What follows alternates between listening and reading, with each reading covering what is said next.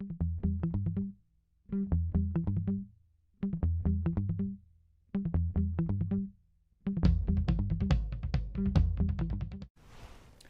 welcome to Author Hour. I'm your host, Richard Lyntton, author of North Korea Deception, Book 1 in the Deception series. Hyde Park Deception, Book 2 in the Deception series, is being released October 2021, and here is a special treat. You are the first to see the cover on television, but more than enough about me.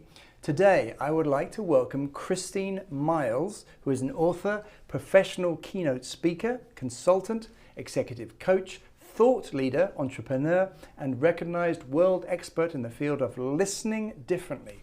She has helped thousands of executives, individuals, and families expand human connections, transforming businesses and lives. Christine believes the ability to understand is the key to personal and professional success.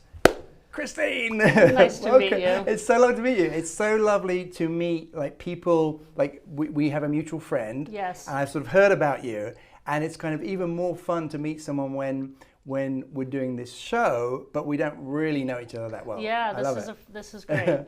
So let us start. First of all, I just want to say how crisp and just it's fantastic. And we were just talking about the cover. Just going to read the title once again. What is it costing you not to listen? The power of understanding to connect, influence, solve, and sell.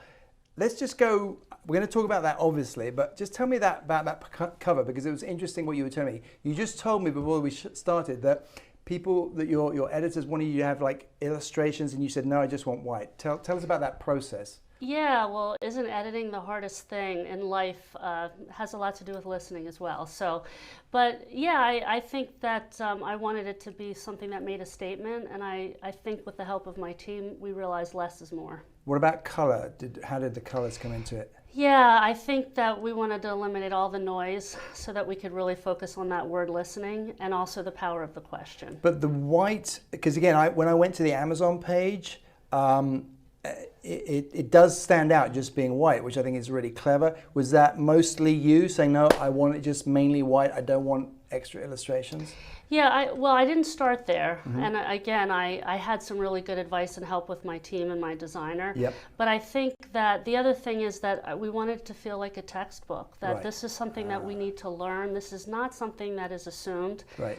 My dream is for this to get into colleges, into schools. Okay. So that's something that would be tremendous. So I wanted it to feel like this is something we need to learn, right, not something that's just going to happen. So let's just reel back a bit. I mean, there's so much to you, like all those different things that you do. I think probably best just to tell us a little bit about yourself and how did it come about that only last March. Wait, you're saying 6 months ago, you only decided to write the book, or what did you just tell me? You said you only decided to write 6 months ago? It was the last winter storm we had here in the Philadelphia area. I was watching Hamilton, and I went, oh, I got to write another book. Right. Yeah. But literally 6 months ago. Literally 6 months ago. Wow. Okay. So take us back before then. Who are you? Where are you from? How did you get to doing all this listening stuff? I was also saying to you just before the show, I feel like I'm not quite sure what you are, because it's so rare that you hear that someone is like a listening coach or a listening executive. Mm-hmm. So try and explain a little bit more about how you got to this position in your life. Yeah, well, that's been a process of editing as well. It's always been the foundation of the house in absolutely everything I do. Okay. So I think that what's emotional intelligence? It's having language around what you do and why you do it. Okay. So I grew up in Hershey, Pennsylvania, Great. Very rural, idyllic atmosphere, youngest of two. My father was an entrepreneur in his own right. Mm-hmm. Started as a chicken feed salesman, graduated from Penn State as an agricultural student, they called him a chicken doctor. He told me that story. He's 89. Charming name. Well, apparently what you feed the chickens matters. Absolutely. So he was successful at that and parlayed that into a career selling life insurance, and then started his own firms, servicing small businesses. So I love business, and I saw that very early. He talked about his clients. I knew about his clients. They were part of the family. They were part of the fold. The other side of the story was my mother, who was quite warm and charismatic and quite loving, very funny. but had a lot of pain underneath the surface, and my anointed role in the family was to understand her pain. Okay. So I learned to listen differently starting at 5. Okay, interesting. Because I feel, when I first heard about you, one of my immediate thoughts was my mother sort of saying, "You never listen."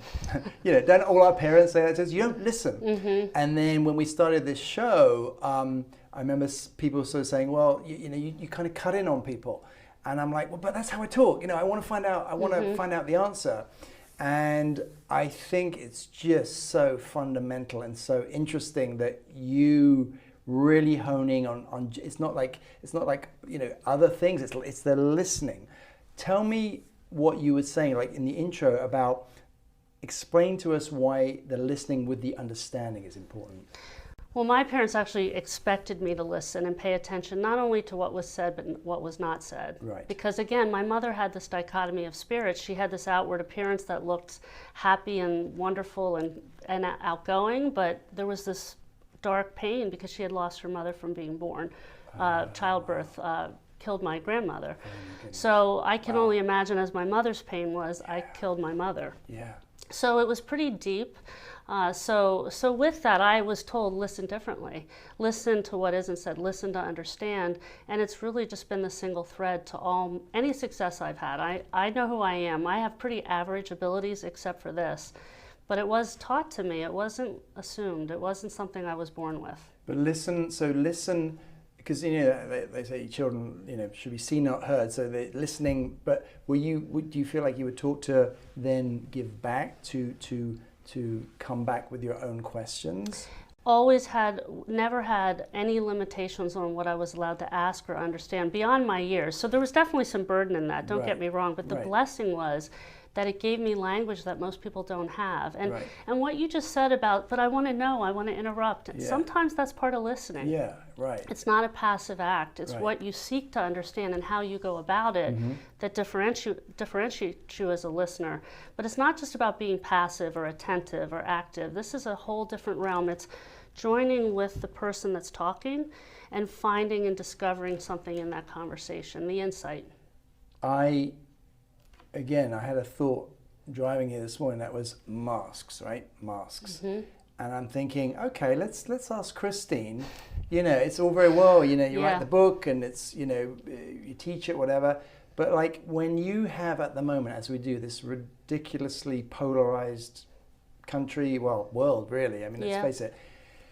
How on earth, Christine, do you use your techniques to, when people just are so diametrically opposed, they won't listen to one another, they won't listen to facts. I feel like people just aren't even discussing these days about facts. It's just so bizarre. I mean, anyway, I won't go on about that. Can you tell me, like you were there and two people talking about one wants to wear a mask, one doesn't want to wear a mask. Yeah. Like, I mean, you must have thought this about you must think this every day. How do you use your techniques to help people solve those arguments?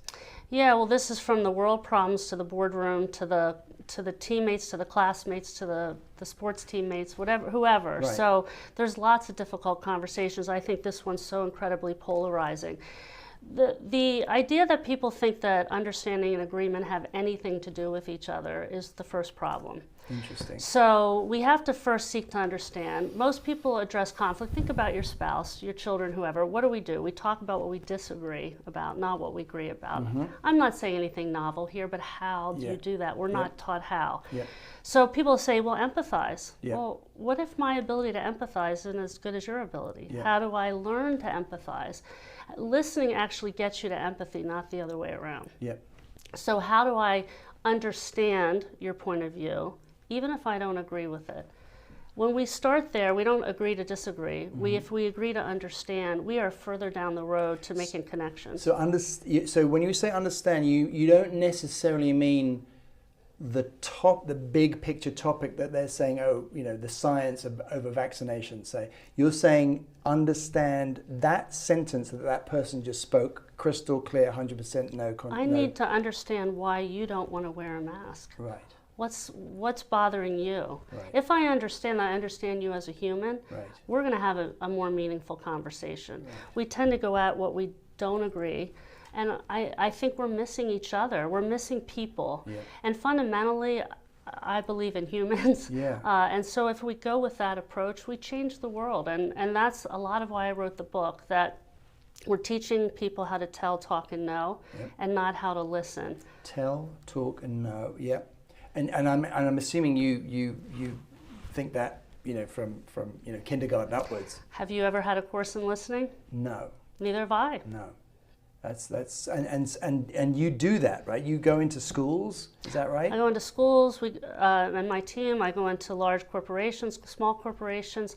I learned to listen differently because of my circumstances. Yeah. I have a master's in psychology. Okay. In undergrad, I'm a certified family therapist from a world-renowned facility at the time. Never had a course in listening. Right. At 22, when I started my career, believe it or not, as a family therapist, knocking on people's doors, never did I do more selling. I was successful beyond my years because I already had that ability. I showed up with that. Okay. So I tended to exceed expectations because I was listening to understand rather than trying to tell people what to do. So you were a therapist. You did study psychology, because I still want people to understand what it is you do, because it's so kind of unusual. I mean, you wouldn't just say, "Oh, I'm a listener," or would you? Like, how do you, like, when people say, if when your book comes out, "Oh, what does that lady do? What does that writer do?" What are you? Are you a listener when you go into schools and teach teachers to listen?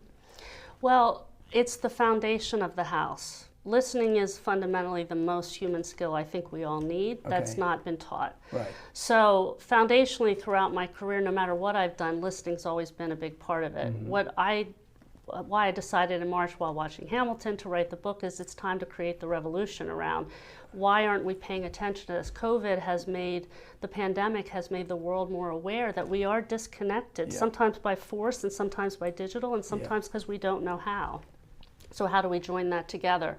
So my organization teaches you how to listen differently, well beyond what's been traditionally taught as attentive or active listening. Can you give us? I want to tell people what they're going to get when they buy your book. Not if, when. They buy the book. So I want to definitely just give us a bit more detail on the book, but. Can you give us like a couple of, because it's already, you got to listen, you got to learn. Like, what do you mean by that? Can you give us specific examples? I mean, is it a question of sort of being zen and just saying, I'm going to slow my mind, I'm going to look the person in the eye? Like, can you give us a couple of ideas?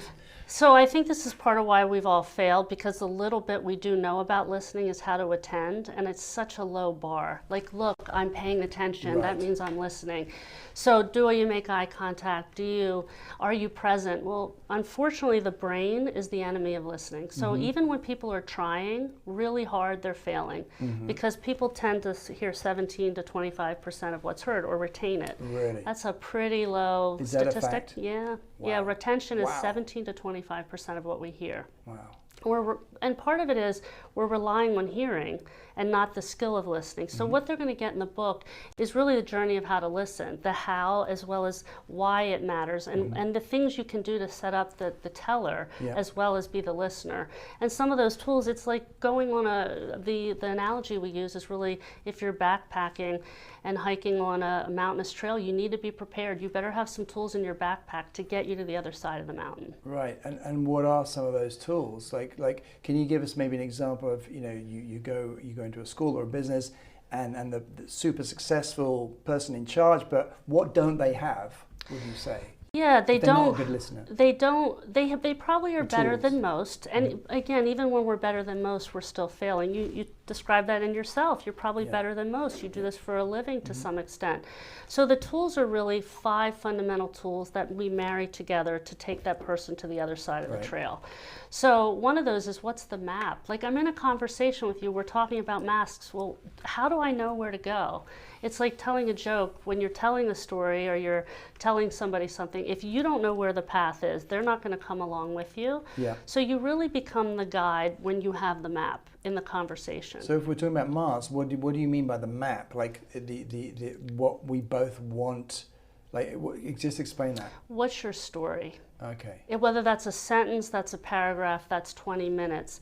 What do I need to understand? About the mask. About your feelings, your thoughts, your ideas about Okay. why you don't, for example, don't want to wear a mask. What's the path to that story? Mm-hmm. Where are the stops? That's the second tool. So in map. other words, it might be that, my mother was injected with something that killed her, or that's what you mean by the map. Or my kids feel marginalized because Right.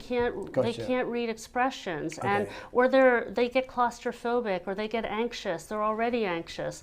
If I don't understand that, but I need to know that trail. I need to know that map and what I need to uncover. Of that person you're listening to. Yeah. Okay. Yeah. Got it. So having the map of knowing where we're going in any conversation, what I need to find out, the different milestones on that map. What's the beginning of your story? You just went back to the beginning. Maybe my mother had an injection. What's the struggle? Why do you feel the way you feel? Right. What are the things that are going on? That's part of that map and those stops. And then it's really, okay, maybe I heard you, but how do I know that I heard you? And how do I get to that information and those feelings? I need to have the right questions. So map is the one thing. Do you want to share a couple of other tools? Yeah, so the map is one, the stops are the other. Where are the milestones on that path, on that map? Yep. And then the third is... What do you mean by stop, though? Like, where... Yeah, stops meaning where's the beginning, the struggle, the tipping point, much like you tell a story as an actor or as a writer. Just as you're listening, when you're telling the story, you have stops and milestones, don't you? Okay. So you're the teller, I'm getting your story. If I know what those stops are and what I need to uncover, that helps me guide you in the conversation. Okay. We all know that being curious is a good part of listening. The problem is curiosity can also interfere. So we can ask some very specific questions. You described that. I want to know, I want to know. Yeah. Are we chasing what I want to know or what you need to tell me? So we have 6 questions that interviewers and therapists use that are fundamental. Some of those are, tell me more. Not tell me more about your book cover, just tell me more. Or how about, how does that make you feel? People don't want to ask that question in business, or it doesn't occur to them to ask that. How does it make you feel? These are good. These are juicy. So tell me more. How do you make you feel? Take me back to the beginning. Nice. Most of us start with the problem. If you're in a business conversation or you're in a personal conversation, I don't want to wear the mask. Yeah. And we go, take me forward. Why don't you take me back? Take me back to the beginning. So what? Correct me if I'm wrong. So if you're starting to get into it with someone, and let's stick with the mask analogy, you could just sort of say, "Whoa, take me back to the beginning." Yep. It's a beautiful, simple thing. I don't think I ever say that. Take me back to the beginning, but it's a great way of just. And you slow the teller down. Together, now you're on the path together, and now you know the map. So now you know where to guide the teller to go. All right, now we get the beginning. Tell me more. What's the struggle? How does that make you feel to have to be told to wear a mask? Right. If your kid's anxious, tell me more. Then what happened?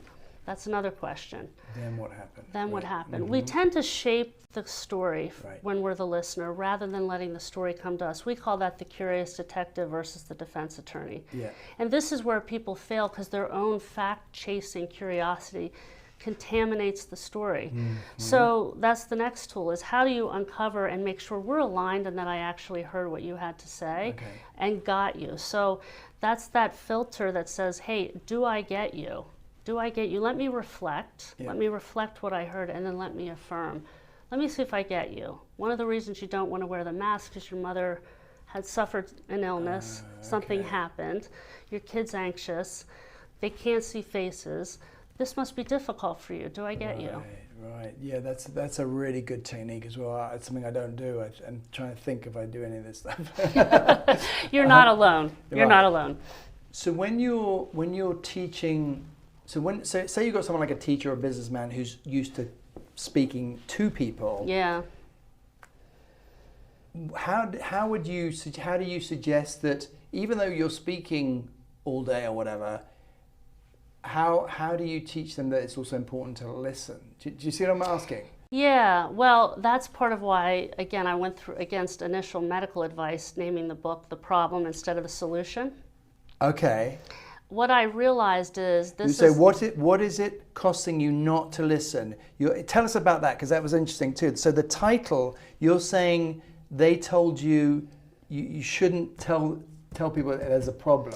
Yeah, don't start, yelling at the reader that they're not doing so great, right? So, but it's not your fault. It's not anybody's fault that we don't know how to listen. We haven't devoted any time or resource to it. Only 2% of people have any kind of listening training, and it's usually just a day or two. 2%. That's crazy. It's crazy. When the higher in an organization you get, if you're an executive level, 80% of your day is listening. Right. So sales, leadership is all about problem solving. Right. In order to solve problems, we need to listen differently. And one of the things that I discovered in my own writing of the book is that listening is the source of the problem. It's also the solution to the problem. Right. So the reason for that is it's a silent epidemic. Like, think about it, our relationships. I used to wonder as a young therapist, why are people getting divorced after 20 years of marriage? Well, they're not checking in with each other and listening to learn and understand about each other along the way. The story that goes off in our brains might be, you work too much, and if we're married, you might be, well, you spend too much time with the kids. Well, I spend too much time with the kids because you work too much. But we're not having that conversation to really make sure we understand the story we're telling ourselves. And the gap happens, death by 1,000 cuts, and then people are divorcing after a number of years. I just have to tell you a quick story this morning. I was like it wasn't really because I knew I was going to interview you, but I was like really trying. My wife dresses beautifully, but this one thing she wore today, and she was going on a trip to Martha's Vineyard, and I just thought, that looks a little bit flouncy to me, this thing. Okay. And I said, and she's always telling me, I'm going to have a go today. I'm going to tell her what I think. Risky guy. So I said, is that what you're wearing? And then she said, yes, I like it, or something. And I said, just I said something like, why don't you take a picture in the bathroom mirror and see if you like it? And I thought, and she said, I love it, or something. And I went, I love it too. Okay. And this was like both calling each other and texting. Right. But anyway, I thought, I'm not going to say why I didn't like that thing in particular. I'm going to just say a little something. And then she definitely really likes what she's wearing today, so I'm not going to go there. So you tried to understand first what she might be thinking, feeling, before you inserted don't or this or that. Yeah, right? Smart. I think. I don't know. I didn't analyze it too much, but yeah. I think that's what you always say. But it's how often do we not do that? That's the point. You said when you said it was an epidemic before the show, also when we were chatting.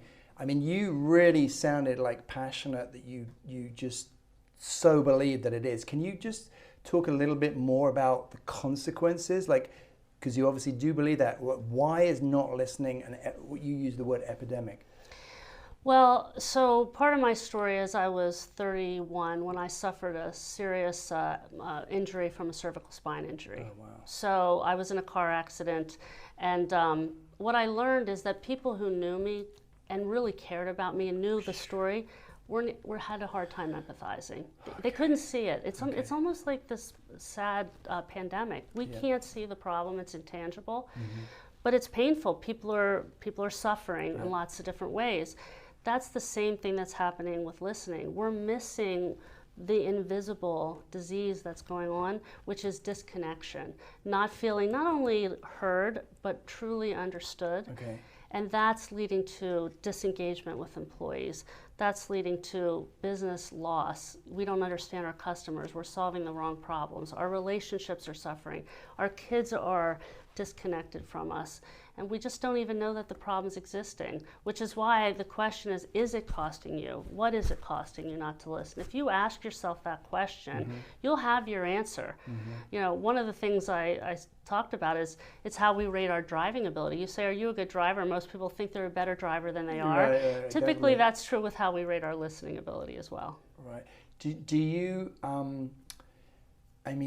you feel that, how else do you think it's really impacting, our lives like nowadays? Because you've written a whole book about it. So, you're just one person, and you sort of, like I say, it's a really an unusual thing. I feel like that you've sort of not come across, but that you're doing. You know, how do you see it going forward? How are you going to get people to? I mean, you've written the book, but are you saying that, you know, absolutely, you know, we should start introducing this as a in the curriculum sort of thing at school? I think that the earlier we learn this, the more effective we're going to be. We're not preparing our kids to be ready in the world, and listening is like oxygen. We need it in our systems, our individual systems, our relationship systems, our business systems. The airflow can be constricted and we'll be okay for a while, but eventually we're gonna kill the organism. Right. And so I think that it's just awareness first in order to solve the problem. How do you want? Tell us about the launch. It's in October. It is. Book's coming out in October. Do you have any kind of plan? Again, we didn't talk too much about the writing process. I always do this, skip over the writing process.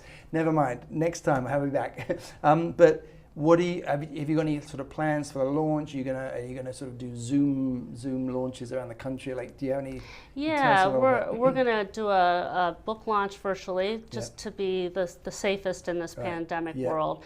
And then we're I mean, this isn't new for us. The book is really the calling card to have people pay more attention. But we've been doing work inside of schools and organizations for quite some time. I have a team of people that can go in and help transform how you listen in a business as teams, create that connection. And we do that both virtually and in person. The pandemic world, there was so much disconnection, and people were like, this can't work, this is a human skill. I go, it's needed more than ever because we're dispersed as teams. We need to understand each other differently. Why do you think it is so hard to listen? Is social media and electronics to do with it? Do you think it's changed over the last 10, 20 years? Has it become harder to listen, do you think? I do think it's harder because we have more distractions, but it's the brain, and we're not taught how. We've been blaming the listener for not, and I ask executives all the time, you know, what is it costing you? Is listening important? They raise their hand, absolutely. What are you doing about it? Nothing.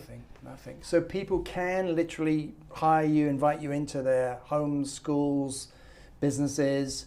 And what would that look like? Sort of one person comes in for the day and just sort of observes and then sort of gives you lessons? How does that? That's a great question. This is behavioral change. Listening is hard. We've made it simple, but not easy. So I'm an athlete by background. I've always learned the techniques of things, and if everything could have a yellow cover on it, like this for dummy, that's me. Right. So how do you simplify the hardest skill, human skill? Yep. We've done that. Yep. We'll give you the tools for your backpack. Yep. We have the framework. We'll help you practice that by way of coming in and doing workshops with teams, anywhere from 25 to 40 people. And then we bring a team with you so that we can coach much like a sports camp, so that you're practicing and applying right away. Amazing. And it's www.equipped, EQUIPT That's right. people.com, right? We're going to equip you how to listen. Love it. Fantastic. Wow. So interesting. Well, look, it really is, you know, one of the beauties of a good non-fiction book is like the simplicity. So I think this is it. I mean, what is it costing you not to listen? The power of understanding, to connect, influence, solve, and sell. Thank you so much. Thank you, Christine. and congratulations on your second book as well. Thank you so much. Christine, it was an absolutely fascinating conversation on listening. Thanks for coming to us today. Don't forget, Christine's book is out this month, October 2021. You can find out more about it. What is it costing you not to listen at www.equipped-people.com, or check out the book on Amazon. Break a leg, Christine, with the book and the launch. Take care. Hope you're safe and well. We're going to leave you with a final little treat, which is the book trailer for my book, Hyde Park Deception, Book 2, coming out in October.